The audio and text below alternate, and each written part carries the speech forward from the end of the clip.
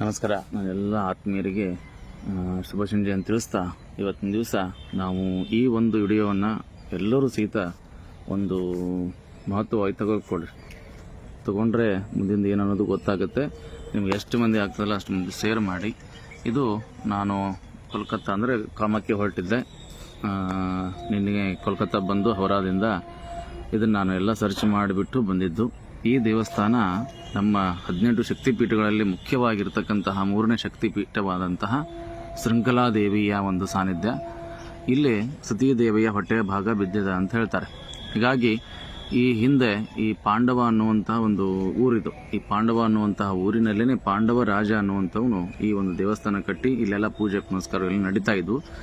ದಬ್ಬಾಳಿಕೆ ಆದಂಥ ಸಮಯದೊಳಗೆ ಇದು ಆದ ನಂತರ ಆ ಒಂದು ಋಷ್ಯಶೃಂಗ ಮುನಿಗಳು ಇಲ್ಲೇ ವಾಸವಾಗಿದ್ದರು ಅಂತ ಹೇಳ್ತಾರೆ. ಅವರು ಈ ಒಂದು ದಬ್ಬಾಳಿಕೆ ಆದ ನಂತರ ಆ ದೇವಿಯ ಮೂರ್ತಿಯನ್ನು ನಮ್ಮ ಶೃಂಗೇರಿಯ ಶಾರದಾ ಪೀಠದಲ್ಲಿ ಸ್ಥಾಪನೆ ಮಾಡಿದರು ಅನ್ನುವಂಥದ್ದು ಒಂದು ಪ್ರತೀತಿ ಆಗಿರುವಂಥದ್ದು. ಹೀಗಾಗಿ ನಾನು ಅನ್ನೋದೇನು ಅಂತಂದರೆ, ಇಷ್ಟೆಲ್ಲ ಜಾಗ ಇದೆ, ಇದೇನಿದೆ ಅಲ್ಲ, ಇದು ಪೂರ ವಿವಾದಾತ್ಮಕವಾಗಿರ್ತಕ್ಕಂತಹ ಜಾಗ. ಇಲ್ಲೊಂದು ಸ್ತೂಪ ಇದೆ.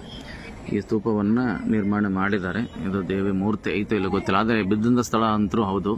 ಹೀಗಾಗಿ ನಾನು ಅನ್ನೋದೇನು ಅಂತಂದರೆ, ಇದ್ರ ಆದಷ್ಟು ಎಲ್ಲರೂ ಸೇರ್ ಮಾಡಿ ನಮ್ಮ ಮೋದಿಯವರಿಗೆ ಮುಟ್ಟುವಂಥ ಮಟ್ಟಿಗೆ ಸಹಿತ ಇವ್ರಿಗೆ ಅದು ಗೊತ್ತಿತ್ತೋ ಇಲ್ಲೋ ಗೊತ್ತಿಲ್ಲ, ಆದರೆ ಇದನ್ನು ಏನೋ ತೆಗಿತಾ ಇದ್ದಾರೆ. ಅಷ್ಟು ವಿಶೇಷವಾಗಿರ್ತಕ್ಕಂತಹ, ಅಷ್ಟು ಪ್ರಮುಖವಾಗಿರ್ತಕ್ಕಂತಹ ಈ ಒಂದು ಸ್ಥಳನೂ ಸಹಿತ ಉತ್ಕಲನ ಆಗಲಿ ಅನ್ನುವಂಥದ್ದು ನನ್ನ ಒಂದು ಉದ್ದೇಶ.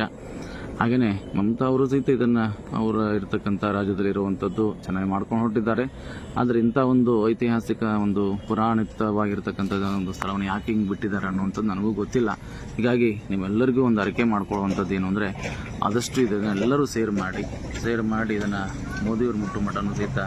ಆದರೆ ನಮ್ಮ ಒಂದು ಹಿಂದೂ ಧರ್ಮದಲ್ಲಿ ಶಕ್ತಿಪೀಠಗಳ ಬಗ್ಗೆ ಭಾಳ ವಿಶೇಷವಾಗಿರ್ತಕ್ಕಂಥವು ಇನ್ನು 17 ಶಕ್ತಿಪೀಠಗಳು ಸಹಿತ ಭಾಳ ವಿಶೇಷವಾಗಿ ನಮಗೆಲ್ಲರೂ ಸಹಿತ ನೋಡ್ಲಿಕ್ಕೆ ಸಿಗ್ತಾವೆ. ಆದರೆ ಇಲ್ಲೇ ಬಂದರೆ ಒಳಗಡೆ ಬಿಡಲ್ಲ, ಕಿಲೆ ಹಾಕಿದ್ದಾರೆ, ಕಿಲೆ ಹಾಕಿ ಎಲ್ಲವೂ ಸಹಿತ ಬಂದ್ ಮಾಡಿದ್ದಾರೆ. ಹೀಗಾಗಿ ನಾನು ಅದೇನು ಅಂತಂದರೆ, ಇದನ್ನು ಒಂದು ಸ್ವಲ್ಪ ಎಲ್ಲದೂ ಮುಟ್ಟಿ ಇದನ್ನು ಸಹಿತ ಒಂದು ಉತ್ಕಲನ ಮಾಡಿದರೆ ಬಹಳ ಒಳ್ಳೆಯ ಇರತಕ್ಕಂಥದ್ದು ಆಗುತ್ತೆ ಅನ್ನುವಂಥದ್ದು. ಹೇಗೆ 17 ಇದ್ದಾವಲ್ಲ, ಈಗ ನೋಡ್ರಿ, ಶೃಂಗೇರಿ ಶಾರದಾ ಪೀಠದವರು ಈ ಒಂದು ಕಾಶ್ಮೀರದಲ್ಲಿರ್ತಕ್ಕಂತಹ ಒಂದು ಶಕ್ತಿಪೀಠಲ್ಲಿದೆ. ಅದು ಪಾಕ ಆಕ್ರಮಿತ ಒಂದು ಪ್ರದೇಶವಾಗಿತ್ತು. ಹೀಗಾಗಿ ಅದನ್ನು ಸಹಿತ ಈಗ ಪಡ್ಕೊಂಡು ಅಲ್ಲಿ ಒಂದು ಮೂರ್ತಿ ಪ್ರತಿಷ್ಠಾಪನೆ ಆಗಿದ್ದಾರೆ. ಇಲ್ಲಿ ಸಹಿತ ಆದರೆ ಏನು ತಪ್ಪೇನಿಲ್ಲ ಅನ್ನುವಂಥದ್ದು ನನ್ನ ಒಂದು ಉದ್ದೇಶ.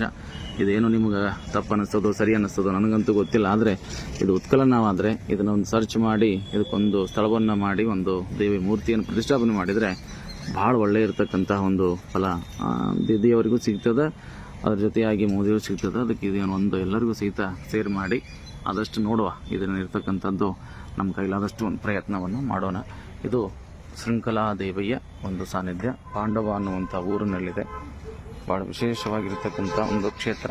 ಹೀಗಾಗಿ ಈ ಒಂದು ಕ್ಷೇತ್ರದೊಳಗೆ ಇದನ್ನು ಯಾವುದೂ ಸಹಿತ ಇಲ್ಲಿ ಅವರು ಒಳಗಡೆನೇ ಬಿಡಲ್ಲ ಅಂತ ಹೇಳ್ತಾರೆ. ಹೀಗಾಗಿ ಈ ಒಂದು ಇರತಕ್ಕಂಥದ್ದು ಪೂರ್ಣವಾಗಿ ಬೇಲಿ ಹಾಕಿದ್ದಾರೆ, ಒಂಥರ ದಿಗ್ಬಂಧನ ಮಾಡ್ದಂಗೆ ಮಾಡಿಬಿಟ್ಟಿದ್ದಾರೆ. ಹೀಗಾಗಿ ಇದನ್ನೆಲ್ಲರೂ ಸಹಿತ ಶೇರ್ ಮಾಡಿ, ನಿಮ್ಗೆ ಆದಷ್ಟು ಒಂದು ಕಮಿಟ್ ಮಾಡಿರಿ. ಇದನ್ನ ಎಲ್ಲರಿಗೂ ನಾನು ಕಳಿಸಿರ್ತೇನೆ. ನಿಮ್ಗೆ ಆದಷ್ಟು ಒಂದು ಇದು ಒಂದಿಟ್ಟು ಮುಟ್ಟಬೇಕು ಅನ್ನುವಂಥದ್ದು ನನ್ನೊಂದು ಉದ್ದೇಶ. ಹೇಗೆ 12 ಜ್ಯೋತಿರ್ಲಿಂಗಗಳ ಒಂದು ಸಾನ್ನಿಧ್ಯ ನಮ್ಮ ಭಾರತಕ್ಕಿದೆಯಲ್ಲ, ಹಾಗೆಯೇ ಈ ಒಂದು 17 ಶಕ್ತಿಪೀಠಗಳಲ್ಲಿ ಎಲ್ಲ 17 ಶಕ್ತಿಪೀಠಗಳು ಒಂದೊಂದು ಕ್ಷೇತ್ರದೊಳಗಿದ್ದಾವೆ. ಈ ಒಂದು ಶಕ್ತಿಪೀಠ ಮಾತ್ರ ಇಷ್ಟು ಒಂದು ಸಮಸ್ಯೆಯಲ್ಲಿ ಕೂತ್ಕೊಂಡಿದೆ. ಹೀಗಾಗಿ ನನ್ನೊಂದು ಅರಿಕೆ, ಆ ತಾಯಿಯ ಒಂದು ಸಾನ್ನಿಧ್ಯ ಇಲ್ಲಿ ಬಂದರೆ ಇನ್ನೂ ಒಳ್ಳೆಯ ಇರತಕ್ಕಂಥದ್ದು ಸಿಗ್ತದೆ ಅನ್ನುವಂಥದ್ದು ನನ್ನ ಒಂದು ಉದ್ದೇಶ. ಇದು ನೋಡಿ, ಇದು ದೇವಸ್ಥಾನದ ಹಳೆಯ ದೇವಸ್ಥಾನ. ಇದು ಇಲ್ಲೇ ಮಂದಿರ ಇತ್ತು ಅನ್ನೋದಕ್ಕೆ ಎಲ್ಲ ಪುರಾವೆಗಳು ಇದ್ದಾವೆ. ಅದಕ್ಕೆ ಯಾಕೆ ಈ ಥರವಾಗಿ ಆಗಿದೆ ಅನ್ನುವಂಥದ್ದು ನನಗೆ ಗೊತ್ತಾಗ್ತಿಲ್ಲ. ಹೀಗಾಗಿ ತಮಗೆಲ್ಲರಿಗೂ ಒಂದು ಅರಿಕೆ ಏನಪ್ಪ ಅಂದರೆ, ಇದನ್ನೆಲ್ಲರಿಗೂ ಒಂದು ಶೇರ್ ಮಾಡಿ. ಈ ಮೀಡಿಯಾ ಅನ್ನುವಂಥದ್ದು ಎಷ್ಟಿದೆ ಅದು ಎಲ್ಲವೂ ಸಹಿತ ಅವ್ರ ಮುಟ್ಟನ್ನು ಸಹಿತ ಕಳಿಸೋದ್ರಿಂದ ಒಳ್ಳೆಯ ಇರತಕ್ಕಂಥದ್ದು ಆದರೆ ಸಾಕು.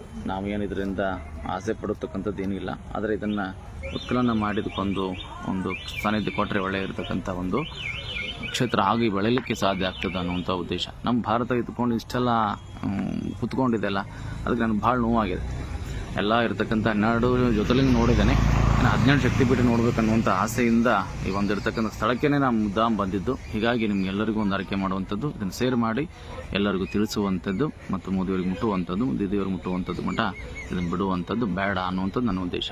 ಸರಿ, ನೀವೆಲ್ಲ ಇದಕ್ಕೆ ಏನಂತೀರಾ ಕಮೆಂಟ್ ಮಾಡಿ.